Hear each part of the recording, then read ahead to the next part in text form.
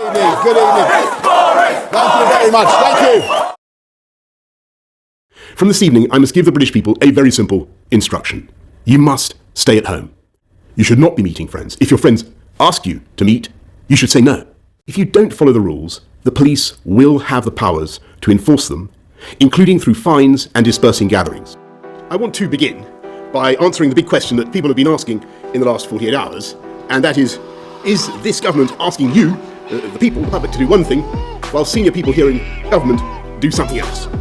Have we been asking you to make sacrifices to obey social distancing, stay at home, while some people have been basically flouting those rules and endangering lives? Will the Prime Minister tell the House whether there was a party in Downing Street on the 13th of November? No, but I'm sure that whatever happened, the guidance was followed and the rules were followed at all times. I said to my colleague Catherine West that there had been no such parties, and clearly he knew there had because he was there at one. I suppose the question that arises is why the Prime Minister seems to have got away with it.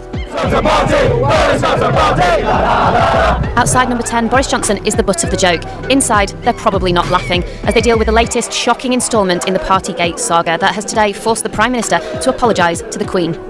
That's because just hours before she sat alone at her husband's funeral at Downing Street, people partied into the night.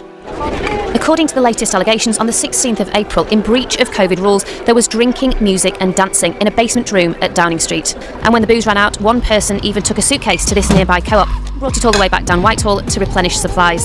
Speaker, the COVID regulations impose significant restrictions on the freedoms of members of the public. They had a right to expect their Prime Minister to have read the rules, to understand the meaning of the rules, and indeed those around him to have done so too, and to set an example in following those rules. What the Gray report does show is that number 10 Downing Street was not observing the regulations they had imposed on members of the public. So either my right honourable friend had not read the rules, or didn't understand what they meant, and others around him, or they didn't think the rules applied to number 10. Which was it? Mr. Speaker, that is not what the Gray report says.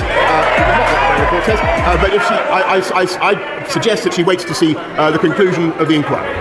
Boris Johnson and the Chancellor, Rishi Sunak, have both received fines from the police for breaking lockdown rules, i.e. they attended one of those gatherings that happened across government during the pandemic. Let's talk to our correspondent at Westminster, David Wallace-Lockhart. Tell us more, David.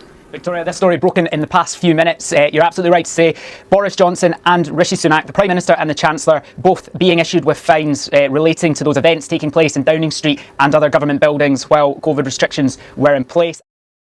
He was responsible for Tory party discipline, but it is now his behaviour under investigation. Chris Pincher denies a fresh set of allegations, but what did the Prime Minister know and when? He promoted Chris Pincher to Deputy Chief Whip in February, despite concerns about the MP's conduct. The Cabinet Minister, out to defend that appointment today, admitted she hasn't spoken directly to Boris Johnson about it. Best of my understanding, the Prime Minister has not been aware of specific allegations against Chris Pincher. This isn't the first time the MP has been investigated. In 2017, he was cleared by the Tory party after a claim he'd made unwanted advances towards a man.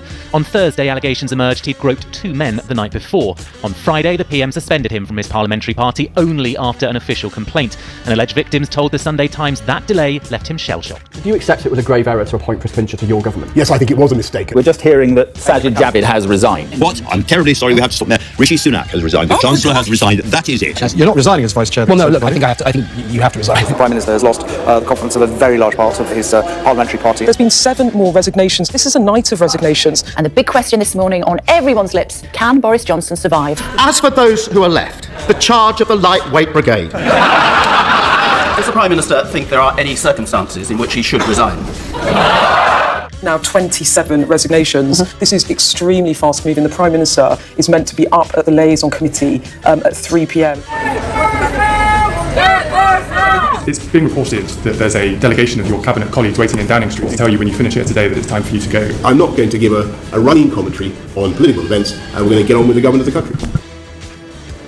Sorry, I'm just being told in my ear that the Prime Minister has fired Michael Gove. And Michael Gove was not at the Prime Minister's questions. Nadeem Zahawi, Chancellor for 24 hours, has now written to the Prime Minister and told him to go.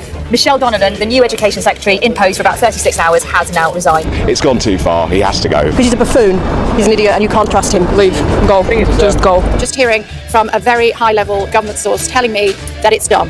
If it happens, it will involve the lectern coming out and the Prime Minister addressing everybody who's here. There's a lot of people here in the streets.